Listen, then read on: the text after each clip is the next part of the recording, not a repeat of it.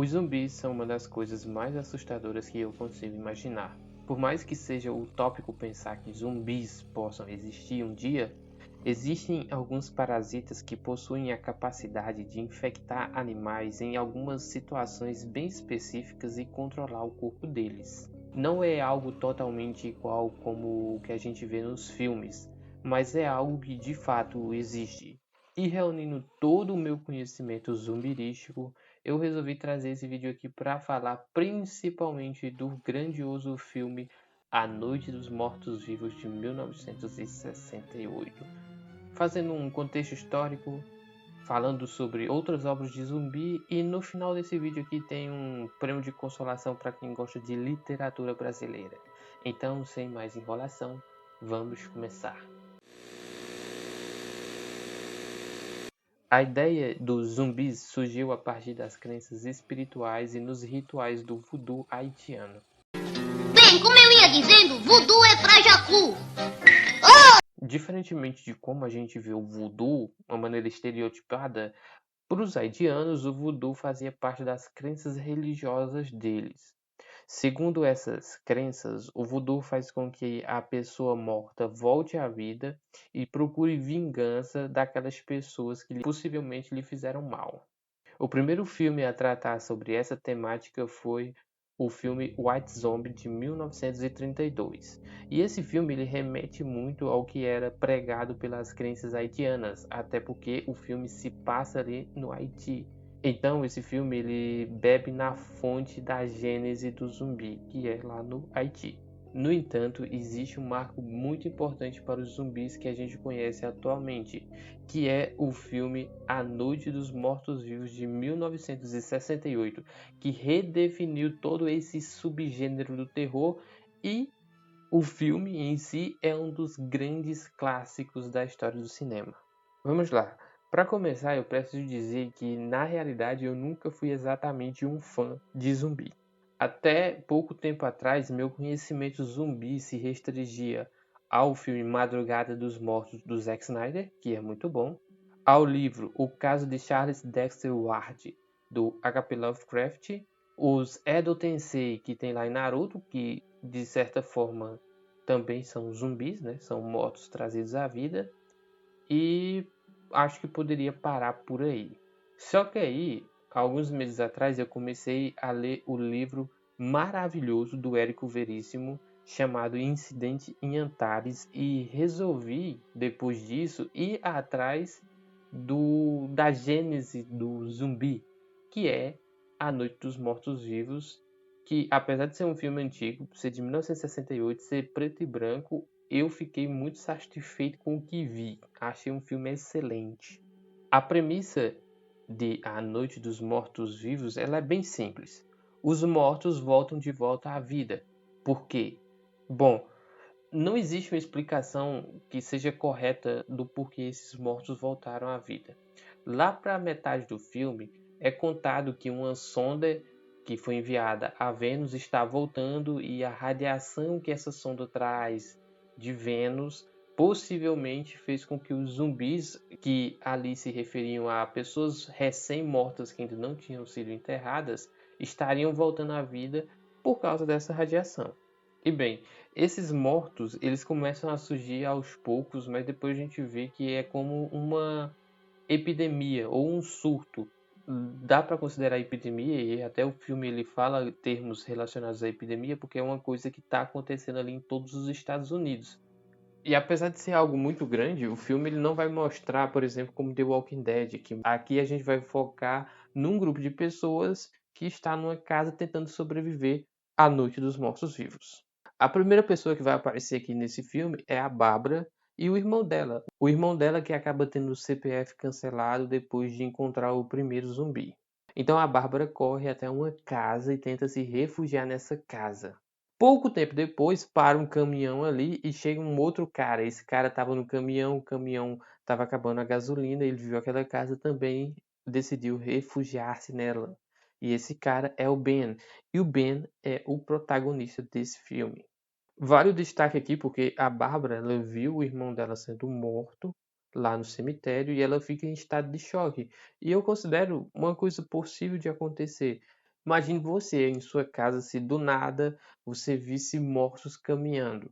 Pô, é uma coisa que ela é tão fora do comum que eu entendo a Bárbara aqui no filme, ela ter ficado praticamente catatônica. Ela basicamente não faz quase mais nada no filme, ela fica só com uma carona de boba o resto do filme todo.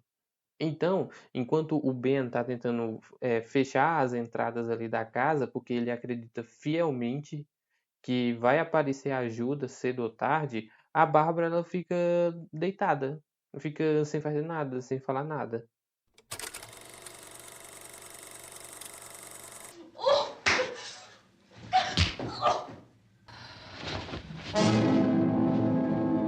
Mais adiante ali no filme, a gente vai entender que tinha um pessoal que também teve a mesma ideia de que os dois e se refugiou ali naquela casa. Só que diferente do Ben e da Bárbara, esses outros já estavam ali no porão. São dois casais, um casal de jovens e um casal de pessoas mais velhas que tem uma filha e essa filha ela tá passando muito mal. A gente vai ter um conflito entre o pai de família que tá com a filha doente e o Ben que quer só proteger a casa e esperar até outro dia para que o pessoal venha salvar ele. E esse conflito ele se intensifica porque o cara quer muito ficar no porão. Só que o Ben pensa assim, cara, se esses zumbis conseguirem entrar ali na casa, fatalmente eles vão conseguir entrar no porão e não vai ter outra saída, eles vão ter que encarar eles. Então, mesmo nessa parte que era para ser chata, ela acaba não se tornando chata, porque ela tem um certo desenvolvimento ali. E esse desenvolvimento vai estar relacionado a uma coisa que aparece em todos os filmes de zumbi do Romero futuramente, que é a famosa crítica social, que nesse filme aqui ela não é tão intensificada, porque o Romero ele tratou muito de críticas sociais, principalmente nos filmes posteriores. O Romero colocou um cara negro para ser o protagonista do filme dele. Era uma coisa que era não convencional nessa época. Depois, nos próximos filmes, ele vai colocar lá que os vivos eles começam a agir como mortos em algumas situações, né? Mortos no sentido entre aspas, mortos de espírito ou coisas assim. Mas nesse aqui não tem exatamente isso, mas essa crítica que houve aqui no primeiro filme por coincidência vai se repetir nos próximos intencionalmente. Bom, em dado momento ali do filme, o Ben consegue ligar a televisão que tem naquela casa. E quando ele liga aquela televisão, as notícias mostram que existem grupos de pessoas que estão lutando contra os zumbis e esses grupos eles ficam alojados em locais específicos ali nos Estados Unidos. E aí eles descobrem que um grupo está a mais ou menos 9 quilômetros de onde eles estão. E como o Ben chegou ali no caminhão que estava acabando a gasolina, ele resolve que o melhor plano que se tem é, de alguma maneira, colocar gasolina nesse caminhão e ir até esse ponto, e salvar todo mundo. E bem, como tinha um posto próximo a onde o Ben se refugiou, na casa onde eles se refugiaram, o Ben mais o casal de jovens resolvem ir até esse posto. Eles montam ali um plano rápido e vão até esse posto. Só que quando eles chegam lá, acaba que dá tudo errado, o carro explode, acaba levando junto o casal de jovens e o Ben fica cercado por zumbis. E aqui acontece duas coisas. Primeiro, que o Ben, que já tinha discutido com o pai de família antes, fica muito putaço com ele, porque quando ele foge e quando o Ben chega na casa, o cara não quer abrir a porta, porque os zumbis estão próximos ali, ele não quer abrir a porta porque tem medo de não dar tempo. E acaba que o Ben começa a chutar a porta, ele chuta a porta e consegue entrar, e quando ele entra dentro de casa, ele pega uma carabina velha e dá um tiro no peito do pai de família. Outro ponto que acontece aqui nessa cena, quando o casal de jovens vai dessa para melhor, é que eles explodem o carro e os restos deles se espalham. E ali tem mais ou menos 10 a 15 zumbis. E esses zumbis começam a pegar essas partes e começam a comer. E assim, apesar de ser um negócio preto e branco, é um negócio meio nojento, ele é um pouco assustador até, eu diria. Voltando aqui exatamente para a parte que o Ben dá um tiro no pai de família, vai acontecer aqui uma das coisas que, cara, eu gosto bastante. Eu acho que o final desse filme é maravilhoso, então eu vou botar aqui até um alerta de spoiler, porque aqui acontece, cara, aqui acontece duas coisas maravilhosas.